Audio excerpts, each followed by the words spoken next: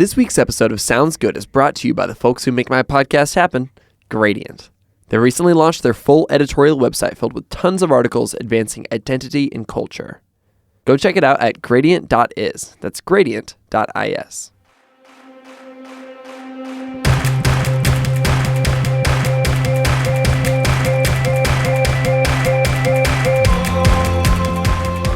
Hello everyone, Brandon Harvey here. Welcome to this week's episode of Sounds Good, the podcast where every single Monday I sit down with an inspiring person and talk about happiness, overcoming struggles, and living a life of intentionality and adventure.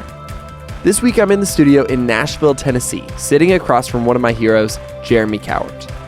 If Jeremy's name sounds familiar, it might be because he recently shared his life story in the form of a 25-minute video, and more than 2 million people have watched it. Jeremy is a celebrity photographer working with some of the biggest names in the world. I just scrolled through his website really quick and came out with this list. Okay, get ready. Yo-Yo Ma, Iron and Wine, Hayden Panettiere, Kelly Clarkson, Need to Breathe, Brandi Carlile, Imogen Heap, Britney Spears, The Civil Wars, Brad Paisley, Meta World Peace, Taylor Swift, Darius Rucker, Zachary Levi, Joel McHale, and the Kardashians. Nuts. Absolutely crazy. I first liked Jeremy for his incredible photography abilities, but quickly came to admire him for the impact that he chose to make around the world, using his platform, talents, and passions. He started a nonprofit called Help Portrait, worked with genocide survivors in Rwanda, and gave a voice to Haitians in the aftermath of the 2010 earthquake. On top of that, Jeremy is an incredibly humble, generous, and hopeful person. And we'll be getting into all of this in the show, so let's jump straight into things.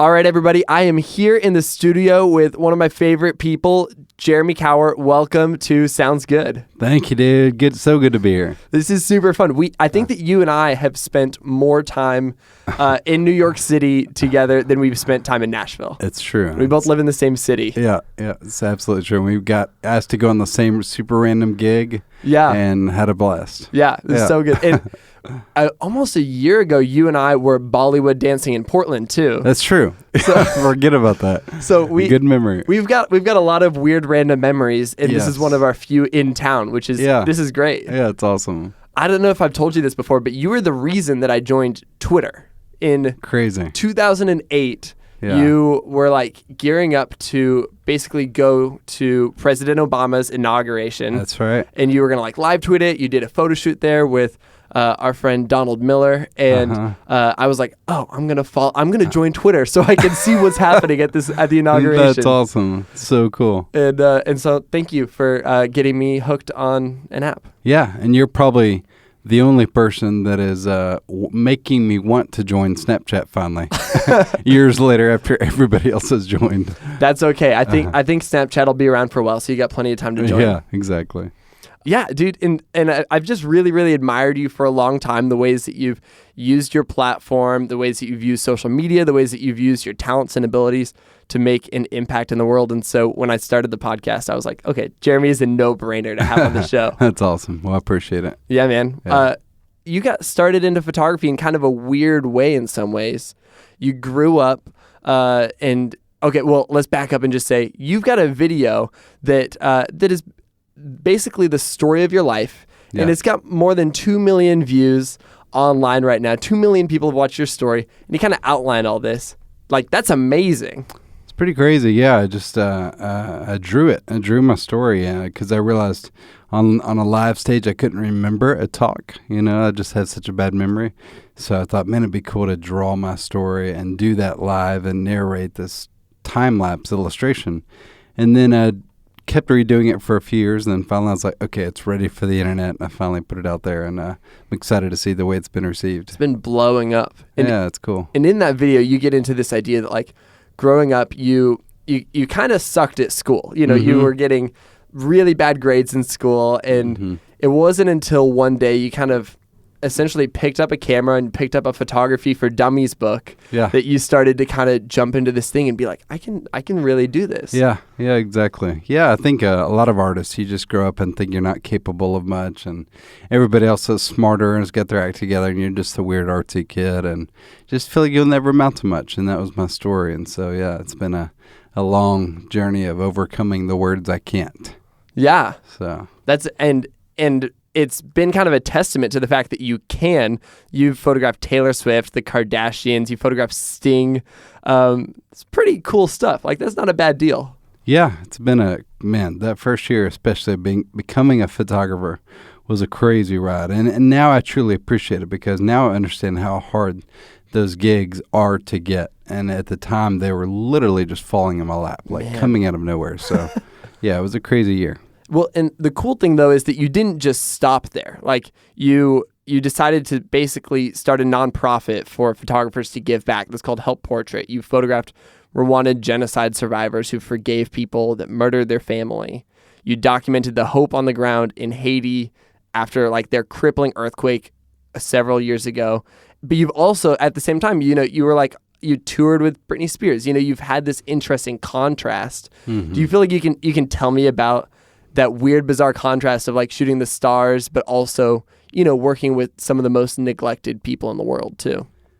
Yeah, absolutely. I just love it. I feel like, everybody says, oh, travel the world and do all these things. Well, I feel like meeting different people is traveling the world. You don't have to literally travel the world. Just by meeting different cultures and different types of people, to me, that is traveling the world. By meeting Britney Spears and the Kardashians, and then by meeting the poorest of the poor in third world countries. Like, I love all of those experiences, and they all just make me a better dad, a better friend, a better person. And so I love to consume as much as I can. In fact, I just photographed Joel Osteen this past week again, and the internet loses it when I shoot that guy. Yeah, They lose it. They assume that, like, just because I photographed him, that I agree with everything he says, and that I'm a supporter and all this stuff. And it's so funny, because it's just another job. I'm just hired to photograph Joel, like I was hired to photograph Britney Spears. Anyway, but like, even a guy like Joel, I love having those experiences, because they all make me just a better person, and I love learning about what other people believe. Totally. Yeah, no, I mean, honestly, I don't love a lot of the stuff that Joel Osteen, a fairly controversial figure, has to say, but I saw you post that photo on Instagram, and you're like, hey, I photographed Joel Osteen. He is controversial, but he was super nice. He helped carry my team's bags. Like, I loved working with him. And that's my favorite stuff. My favorite people are the people who are willing to be challenged.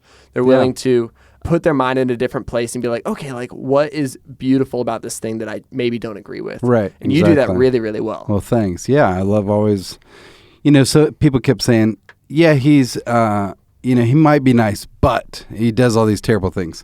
Like, what a terrible way to look at life. Yeah. Like, I hope nobody is looking at me and says, his photos might be nice, but he's got all this negative stuff. Totally. Like, that's just a terrible lens to look at people through. So I just choose to stop at the positive. He's nice. I had a great experience with him. Exactly. Enough said. I think that the moment that I really knew that I loved your work was when you went to Haiti. Haiti had this terrible earthquake, and all these news reports were basically saying there's no hope in Haiti. Haiti is just, like, really, really dark right now. There were just all these news reports of all the brokenness, all the death, all the pain. And you basically say, I think that there's more to it. Mm-hmm. And you showed up on the ground, and you started to document that. Mm-hmm. Yeah, just was watching CNN and all the reports, and everybody, it was just all statistics. It didn't feel like to me anybody was really interviewing the people to really get their thoughts. I just had this overwhelm. This is when Twitter was still fairly new, and it certainly wasn't a big thing in third world countries. And so I was like, man, what if those people could tweet right now? Like, what would they be saying? And so, I had the idea to go down there and, like, create these visual tweets where they pick up pieces of rubble and write down their thoughts, and I photograph it. So, it's pretty amazing. I love that one you had where it was this couple, and they were going to get married. The earthquake happened, and they basically went forward with their wedding, and she's got her white dress, and it's a little bit dirty, and he's in, if I remember correctly, a suit, and they're holding a paper plate from what was going to be their wedding party. And they still had it, but what did it have on there again? What did it say? Well, yeah, we literally walked up to the wedding after driving around forever trying to find it. The sun was setting. It was super dark. And the church had been destroyed. The church they were getting married in was literally in pieces behind them, just utterly destroyed. So they got married in a little patch of grass next to it with a few family members. And when we pulled up, there was literally one single paper plate, like just sitting there, like left over from the wedding. And so I picked up that paper plate and I gave it to him and I said, so what do you have to say to the world? And explained to him what we're doing. And they ended up writing on that paper plate, like, love conquers all. Whoa. And in that moment, in the midst of dead body, like you could literally smell death. There were dead bodies still laying everywhere and everything was destroyed. And for them to say that in that moment was just truly astounding. Like, I can never top that wedding photo because that moment, the story, it just, in fact, I want to take that Haitian writing from that paper plate and make that my first tattoo. Wow. Yeah, I think that'd be pretty rad. Dang, that's good. Yeah. And you'll get that as like a little tramp stamp, like lower back. Either tramp stamp or across my forehead, one of the two. Those are good, yeah. I mean, if you want to get matching ones, I can do that too with you.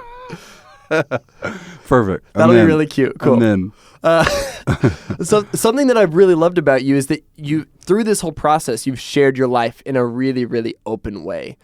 Like you've had hundreds of thousands, maybe millions of people who know the ins and the outs of your life. They know about your process of working for years to adopt your 2 kids from Haiti. They know about your brother passing away a little bit more than a year ago and kind of the process of grieving through that. They've seen your dreams. They've seen your projects, your campaigns. Like, what has been your philosophy? Like, why have you decided to share things so openly? I think you do that better than anybody else I've seen.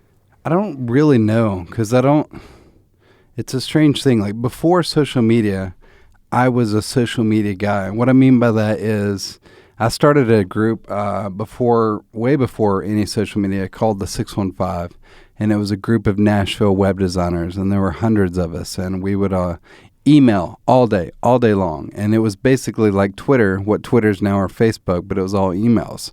And then I started a group of a bunch of Nashville people. I'm embarrassed to say this because we came up with the name mocking ourselves called the Peeps. Like, we were totally kidding, but somehow it just caught. And so I was the creator of that little group. So I've always been basically a herder. I love to herd people. I love community. I love bringing people together. And even in high school, I was that guy just to get people together. And so I've just always been a person that loves to herd, and social media just amplifies that, and it makes it so much easier for me to do. So, you know, even without the followers and the whatever, I shouldn't say fame because I don't think either of us are famous, but our little platforms, you know, to me, fame is like when you get recognized everywhere you go. Yeah. Like Beyonce's famous, right? You know, Taylor Swift is famous. Anyway, so I've just always had this community thing in my blood. And maybe that's from growing up. My parents were the people that had youth group at our house, and there were literally, 100 people at our house every week. So I've just always been used to that, like, super social life, That's awesome. Yeah. Well, and do you feel like there's been any downside to that, or has it been all upside? Like, are there struggles that come with sharing your life so openly?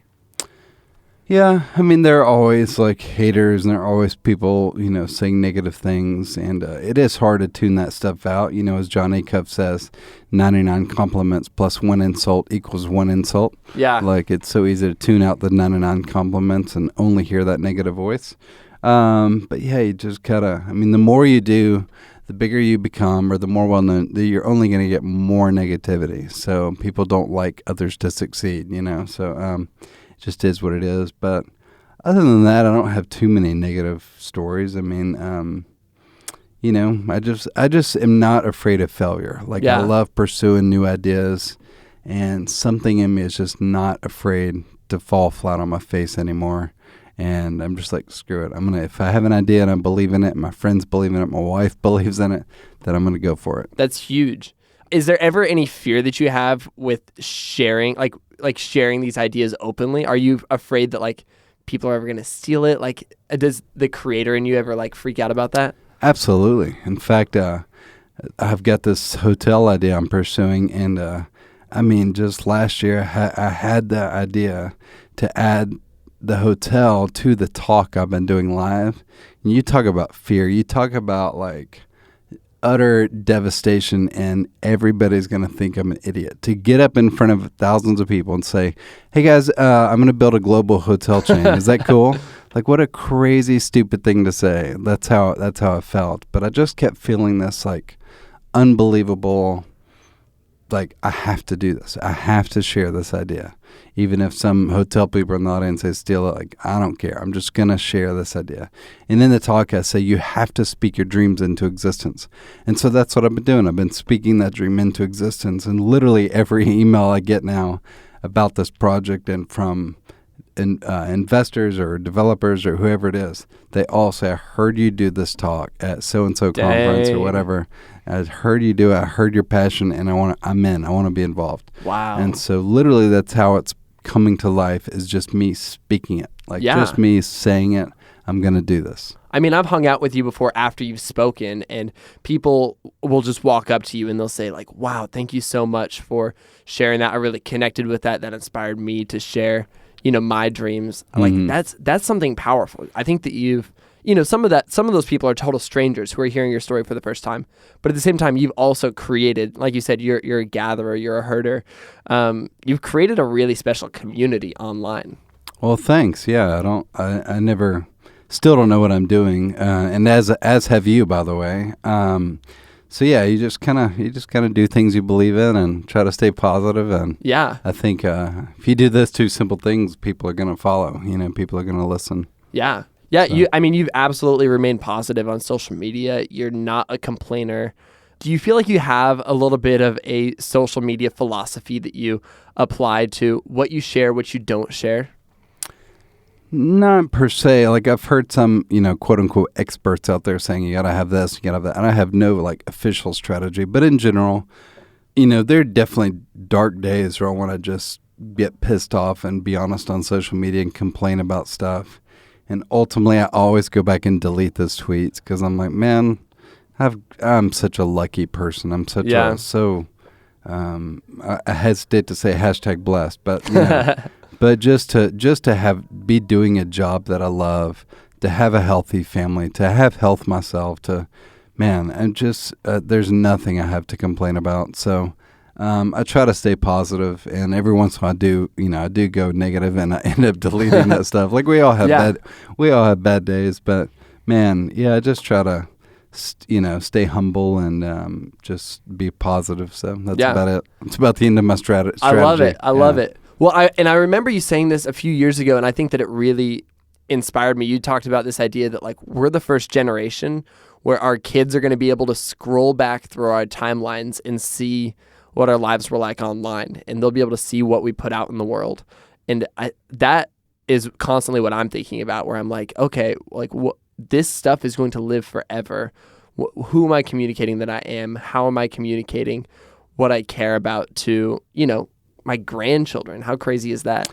Man, I can't tell you. I literally think about that every single day, because now that I have a 10-year-old and an 8-year-old, there's a whole world of people that were hurt by the words their mom and dad said growing up. But I'm like predicting the future here. But I feel like one day there's going to be a whole world of people who are hurt later in life by the things they discover on the internet that the parents said about them growing up. Ooh. Like, you know what I mean? Like, every time I tweet about my children or Instagram, I'm trying to speak life as if I'm telling them. Like, if you can't tell them that in person, don't put it online. Because one day, who knows what they're going to Google, what they're going to be curious about, who knows what post could pop up. And if you're saying something, because I know a lot of people will mock their children, like, oh, I can't believe he's being such a pain in the ass today. Like, there's things like that said all the time. I'm like, man, one day your kid's going to read that. Yeah. And I just think we have to be so careful as parents, like, to really only speak life into our children, even to the public online. Yeah, that's good. Anyway, so that's something I think about literally every time I post about my kids. And I'm trying to I've got a daughter that's really photogenic, and I shoot her a lot. But I'm realizing, man, I got to even post about my kids evenly. So one day, my children don't think, oh, he loved my sister more than he loved me. And that's, of course, not the truth. Yeah. I love all my children equally. But, just things you think about as a parent. Man, that's fascinating. And okay, yeah, so you've got 2 biological kids, but you just adopted 2 kids from Haiti. You describe that as one of, like, that whole process of adoption and kind of bringing them to the States as one of the most difficult but most rewarding things you've ever done. Like, break that down for me. It couldn't be a more true statement. Like, it is the most rewarding because you're taking 2 people who just didn't have families and were going to live a very, very, very hard life in Haiti, and you're giving them a new family, you're giving them loving parents and loving siblings, but you're also getting your butt kicked. I mean, it is it's hard to talk about it honestly because I would never want to talk anybody out of adoption. Yeah. But the truth is it's hard. I mean, the truth is it's it can be brutally hard. And for us, it's been good because our daughter's been a really smooth transition and really easy, and our son's been really difficult. And if it had just been our daughter, we'd be like, oh, adoption's so easy and great. Everybody go adopt. And we had nothing bad to say. And if it had just been our son, we'd say, oh, it's terrible. It's so hard. Don't ever adopt. But because we have both experiences, it just means that every child truly is different. Like every soul is so different. Every background, what they go through as children is so different. And but man, yeah, I say it's brutal because it's brutal and it's beautiful. So, but yeah, it's just one day at a time. You're just trying to keep pouring life in these kids, and I now understand grace more than I've ever understood that word, because it is. You just constantly reminding myself to forgive. Because our little boy, like, he wants to make your day as hard as it can be, So, but yeah, but he's a really sweet kid. He has a beautiful heart, and he's got a hard past, and we got to help him walk through that. Yeah, they're hardcore, and they learned English how fast again? Oh, it was like a month. They were like starting to speak English, and then about 2 months. It was all English. It was insane. Man, yeah, I remember you saying, like, yeah, we're trying to, like, speak a little bit of, like, French Creole, and that we're going to try to get them to speak a little bit of English, and they totally beat you guys. Like, they were speaking English before you guys learned any French Creole. It was insane. In fact, just the other day, I was like, do y'all know any French? Can you speak French Creole? Like, do you remember? Because I want them to remember their heritage and their language, and they wouldn't, I don't know if they couldn't, but they wouldn't do it. Like, I think kids just get in America and they want to be like the other kids. Yeah. And they're almost ashamed of their past, where we obviously want to celebrate it, but they don't think that way. So they just want to, be an American now, which is, which has its positives and negatives. But anyway, but yeah, they spoke English in no time. It was crazy. Man. Yeah. That's awesome. Your kids are awesome. Yeah. We had talked about this before, but, like, you're freaking launching a hotel. You told me about this idea, like, a few years ago when we first met in Nashville, and I was like, this is amazing. And I was also blown away. I was like, why is he telling me this? Like, I could go start this hotel. Obviously, I can't start this hotel. But, you've done an amazing job of bringing this to life. Like, break this down for me. Tell me about this vision. Well, yeah. I mean, for one, I'd never cared about the hotel industry 1 ounce. No. Never thought about it. That's super weird that you do. Yeah. But I had a meeting a few years ago with Visco, actually. We were shooting a video in LA for Visco. This is when they were first starting, a little promo video. And thanks to that video, they're now successful. And I'm just kidding. Totally kidding. But anyway, we had a meeting in a hotel room, and I just remember the room number said, hello, my name is room 121, like a name tag. For some dumb reason or divine reason, I just saw that name tag, and I just started rethinking the name tag. Like, man, what if a room number had a story attached? And as a lonely traveler, you felt connected to this room's story. Yeah. And then instantly I was like, what could the story be? Well, duh, of course it could sponsor a child. So I reimagined that room number as a child's face with their name and their story. And then I was like, man, every room in this building could have a child attached, and you could sponsor that child. And so basically I realized that every room could, give $1 or $2 a night to a child sponsorship. But then instantly, again, this was in a business meeting for a video, and I didn't listen to anything we talked about, because all I could do was envision this hotel. Because immediately after that, it was like, man, the TV could show really cool documentaries on social change. The internet feed could fight human trafficking. The soaps, the linens, everything in the room could come from nonprofits. And the art on the walls could be Brandon Harvey and Osteen Mann and Esther Havens and, all these great artists I know. And I just started like reimagining every detail of the hotel. The room service could feed a child in need. Like everything could be doing something. And right now, hotels to me, granted, they're cool and they, you're able to relax and, get a good night's rest. But ultimately, to me, they're kind of boring. So I just started reimagining a hotel from ground up. And that's why I share it, because like no hotel could adopt or steal this idea, because they'd have to start from ground zero. Yeah. Like any hotel can add a cause these days, and some of them are. But this is like, we're reinventing it inside out, from the business model to the way the room service works to the maids to the staff. Everything is different. So, man, yeah, it's really exciting. That's crazy.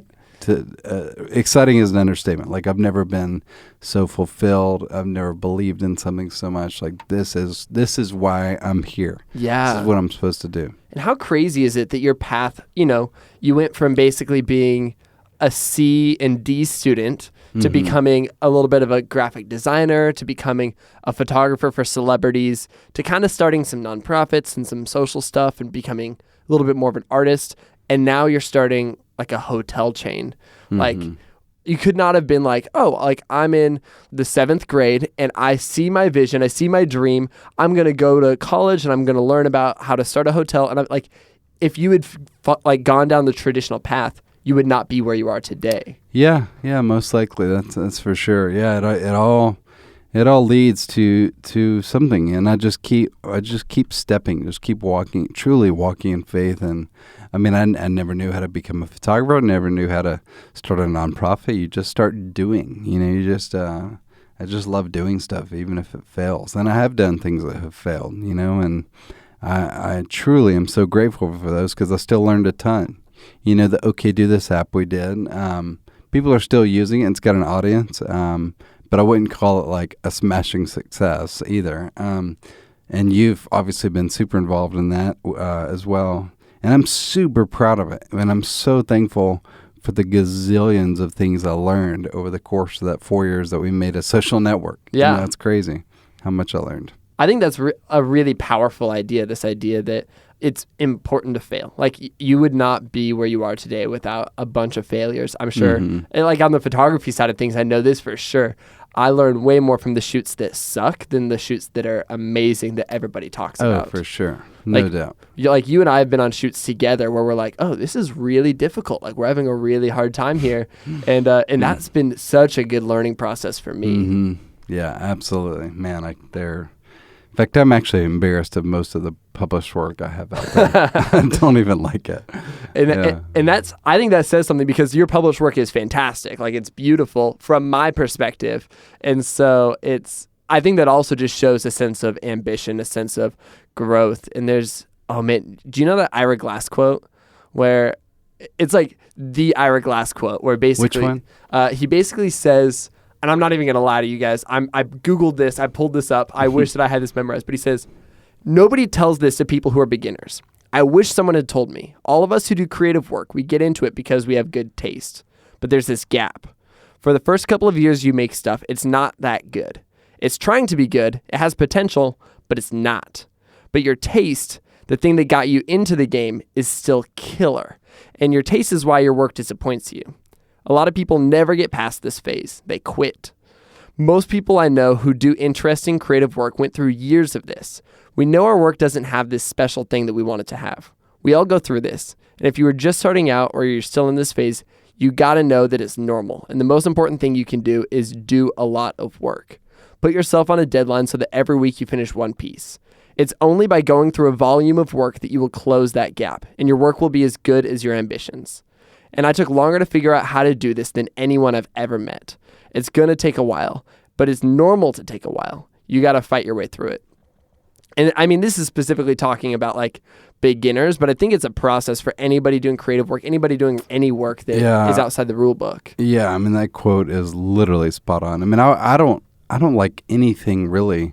I'm not proud of hardly any of the work I've created, especially commercially. Like there's an artist in me that has still not come out yet. And being an artist for 15 years now, like the work that I want to be, like the visual work that I want to be doing has still never gotten out of my system. And I've known that for the whole time. But when you're a leader, a family of 6, like you got to provide. I got to do commercial work. I got to shoot for clients and pay the bills. But I don't like any of that stuff.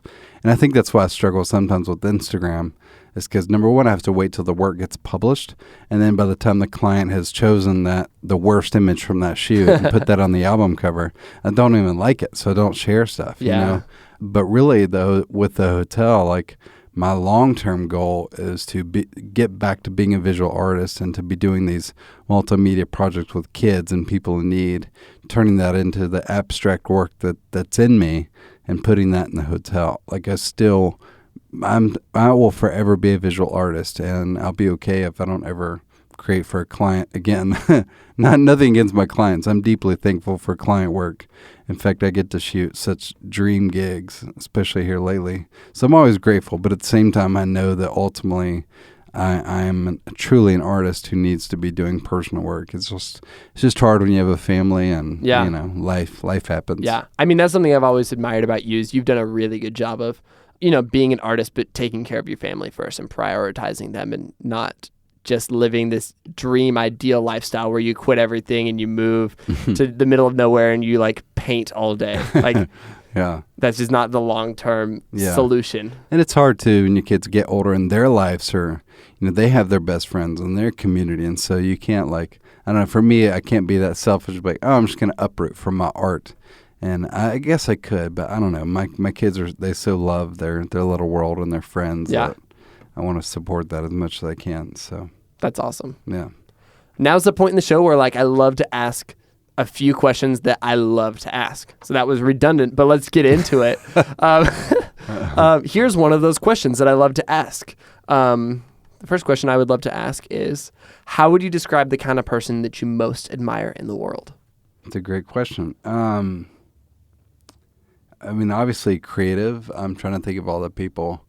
I mean, it's going to be a lot of the things we just talked about, but people who still love their families first, people that are humble, people that are genuine, people that are, Yesterday I heard that Prince has 39 unreleased studio records. Oh my gosh. And 20,000 unreleased songs. No way. I'm so fascinated by that. And the reason I'm getting to that is because, I've never necessarily been a Prince fan. I mean, there are a couple songs of his hits that I enjoyed. But I'm fascinated by people that are that prolific and that creative and that so tuned into their art. But I never want to be so tuned into my art that I'm putting my family and faith aside. There has to be a balance. And I definitely admire the people who are figuring that out. Because all the great artists you ever hear about, that always seems like, yeah, they're amazing artists, but man, their family suffered. I recently heard an interview with Picasso's granddaughter, and she had nothing but terrible things to say about Picasso. It kind of hurt. It was like, man, what a great artist, but so sad that he, And so, I don't know. I just love artists that figure out the balance of work and life, and that live a good life and a healthy life, and that, are faithful. I get asked a lot about what am I most proud of, and honestly, I'm most proud of a 100% faithful marriage, 17 years of, my wife and I, seriously, I'm not just being cheesy here, but we love each other more now than we ever have. We're truly best friends, and we've spent more than half of our lives together now. It's crazy. And I have an amazing marriage, and I'm more proud of that and my commitment to my wife than I am any other thing I've ever done. Yeah. There's no doubt. I love that. That's something I've also always admired about you. I recently read, I guess it was a few years ago, I read the Steve Jobs biography, and I was so fascinated by Steve Jobs. I thought he was fantastic. Mm-hmm. And at the end of the book, I kind of came to this conclusion that we all get to choose our own legacy. If you put in the work and you put in the grind, you can be known for whatever you want to be known for. And I think Steve Jobs chose for his legacy to be this company he started. But unfortunately, it created, failed relationships in his life between him and his daughter, and him and different love interests and his friendships. And that was a trade-off. he in some ways intentionally made. And I like what you're saying, where you're like, my legacy is not going to be my work. Like, and that's kind of an interesting thing to hear, because right now, like, your work is what a lot of people know you for, but that's not where you kind of are getting your value from. And I think that's really admirable. Yeah, I hit a point where, I don't know, I just realized, like, people tend to see social media influencers. Like, I even had somebody say this yesterday, you're my Michael Jordan. Like, people think that I'm a Michael Jordan of photography. But if the photography were the NBA, I'm a big NBA fan. Like, I wouldn't even be on the all-star team. I wouldn't even be a starter probably for any of the NBA teams. Like, the real rock star photographers are shooting every day, and they don't have time for social media. Like, I can tell you who the real rock stars are in photography, and it's not me. And so, but I do realize I know what it would take to get there. I know what it would take to be the best photographer in the world, and that literally involves pushing my family aside, and I just got to a point where I'm like, I don't care about that. I don't care to be, whatever, the next Annie Leibovitz. It's not interesting to me. I got enough taste of it to where, like, okay, like, I don't want to be on my deathbed telling my kids, man, when I shot the Kardashians, that was awesome. Like, I want to be like, no, I used what God gave me to do much more impactful things that helped people. Like, that's what I want to be talking about. Yeah.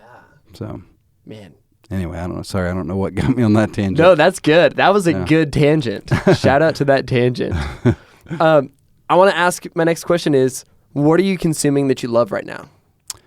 Man, I get asked that a lot, and I don't read. I love reading, but I don't read because I just literally can't find the time, just like I can't find the time to work out.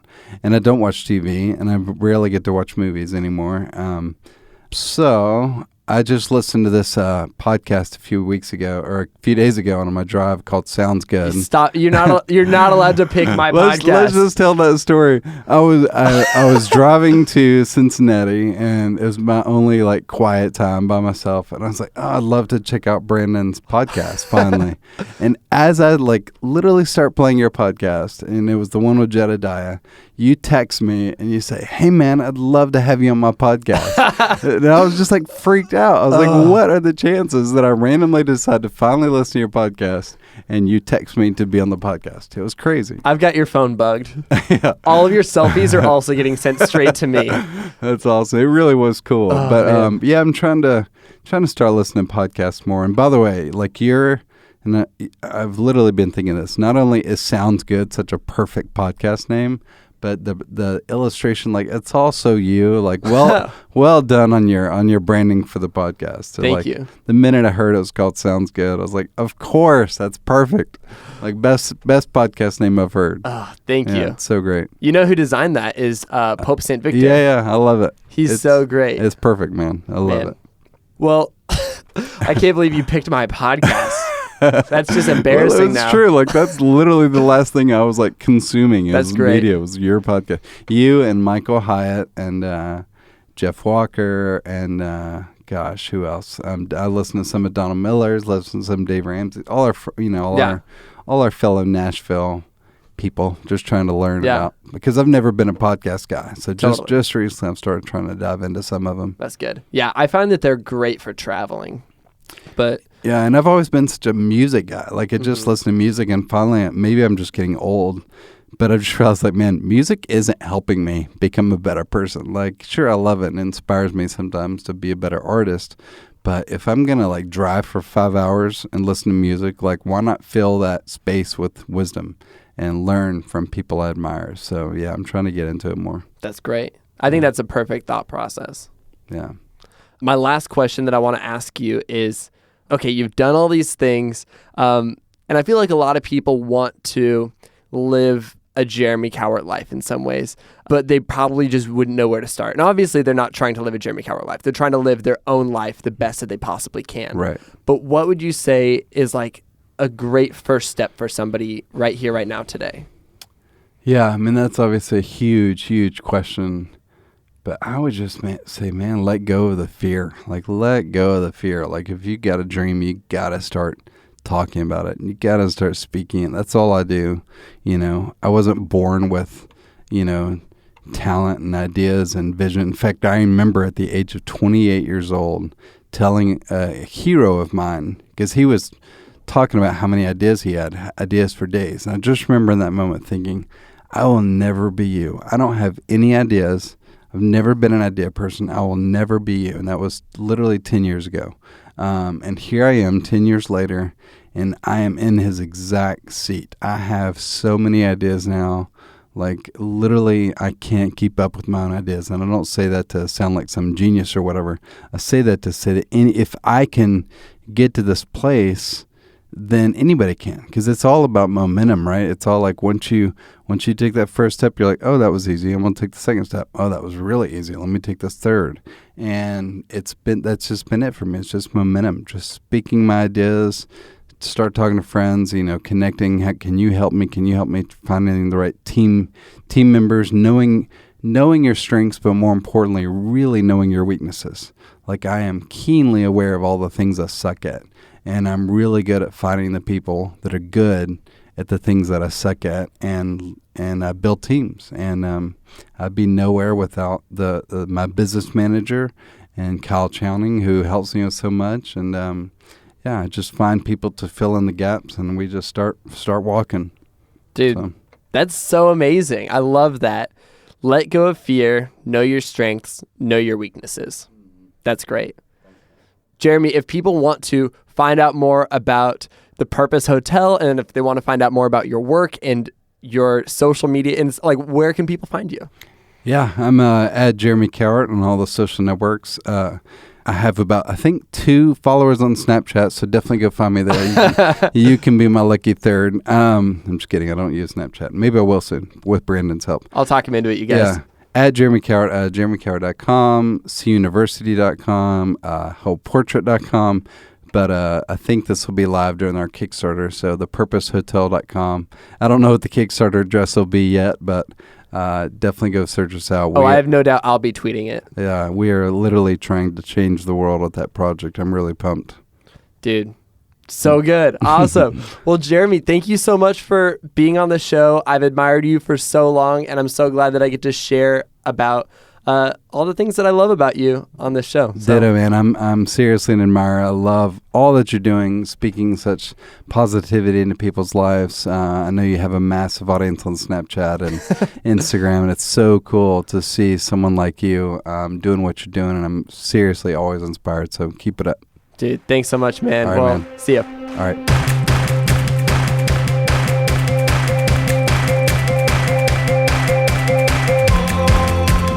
Sounds Good with Brandon Harvey is part of the Gradient Podcast Network and is created in collaboration between me, Brandon Harvey, and Gradient.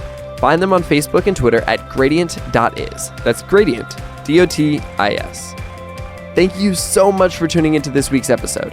If you enjoyed the conversation, make sure you hit subscribe so that new conversations with incredible people pop up on your phone as soon as they're live. If you want to tweet, Instagram, or Snapchat me, feel free to reach out at Brandon Harvey everywhere.